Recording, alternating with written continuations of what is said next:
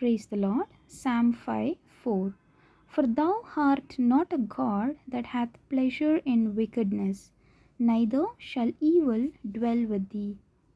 நீர் துன்மார்க்கத்தில் பிரியப்படுகிற தேவன் அல்ல, தீமை உம்மிடத்தில் சேருவதில்லை. என் அன்பான கர்த்தருடைய பிள்ளைகளே, கர்த்தர் சொல்லுவது என்னவென்றால், அவர் துன்மார்க்கத்தில் பிரியப்படுவதில்லை. துன்மார்க்கன் என்றால் யார்? வீம்புக்காரர், அக்கிரமக்காரர், பொய் பேசுவோர், இரத்தப்பிரியர், சூது உள்ள மனுஷன், கலகக்காரர், இன்னும் பல.